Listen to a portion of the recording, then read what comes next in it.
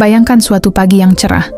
Matahari bersinar terang, burung-burung berkicau, dan udara segar menyapa wajah. Tiba-tiba, di tengah alun-alun kota, terdengar teriakan lantang. Ayo, ayo, matahari dijual. Murah. Siapa cepat, dia dapat. Warga yang sedang berbelanja sayur langsung berhenti. Ada yang melongo, ada yang mengucek mata, bahkan ada yang nyaris menjatuhkan keranjang belanjanya. Matahari dijual, apa Abu Nawas sudah kehilangan akal sehatnya? Hari itu suasana pasar menjadi kacau. Semua orang berkerumun mengelilingi Abu Nawas. Ia berdiri gagah di atas peti kayu sambil menunjuk-nunjuk ke langit. Ini barang langka, cuma satu di dunia. Kalau matahari ini hilang, malam terus. Kalian mau? Teriaknya, warga mulai berbisik-bisik. Abu Nawas ini gila atau jenius? Kalau aku beli, cara nganter barangnya gimana? Jangan-jangan ada akal bulus di balik ini. Tak lama, kabar ini sampai ke telinga Baginda Raja. Dan seperti biasa, begitu mendengar nama Abu Nawas, Baginda langsung penasaran. Panggil dia ke istana. Aku mau tahu bagaimana mungkin dia menjual matahari. Abu Nawas datang dengan langkah santai. Di tangannya ia membawa selembar kertas besar bertuliskan Surat Kepemilikan Matahari, lengkap dengan tanda tangannya sendiri. Baginda Raja menggelengkan kepala sambil menahan tawa. Abu Nawas, jelaskan padaku, bagaimana kau bisa mengklaim matahari sebagai milikmu? Abu Nawas tersenyum lebar. Tuanku, setiap pagi aku yang bangun paling awal. Aku yang pertama melihat matahari terbit di kota ini. Maka secara tidak langsung, aku yang memilikinya. Para menteri yang mendengar itu hampir tersedak menahan tawa. Tapi Baginda Raja mencoba tetap serius. Kalau kau menjual matahari, siapa yang mau beli? Dan untuk apa?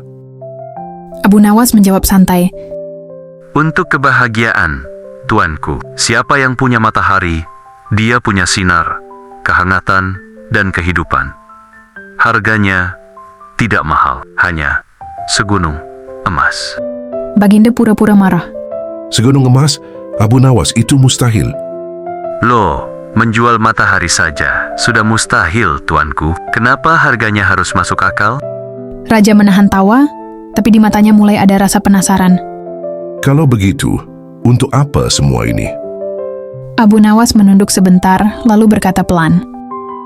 Tuanku, aku ingin mengingatkan semua orang, termasuk diriku sendiri, bahwa kita sering menikmati matahari, tapi lupa bersyukur. Kita menikmati sinarnya setiap hari, gratis. Tidak pernah kita bayar. Tapi kalau suatu hari matahari menghilang, kita baru sadar betapa berharganya dia. Ruangan hening seketika. Para menteri yang tadinya tertawa, mendadak terdiam. Baginda Raja pun tersenyum tipis. Kali ini bukan karena lucu, tapi karena terharu. Akhirnya, Baginda Raja berkata, Abu Nawas, kau memang tak pernah kehabisan akal.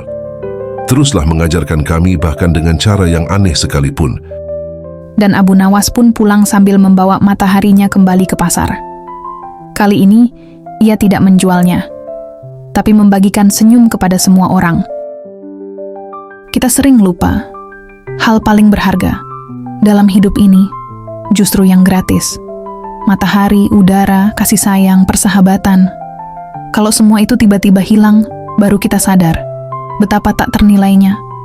Kalau kamu punya satu hal gratis dalam hidup yang sangat berharga, apa itu?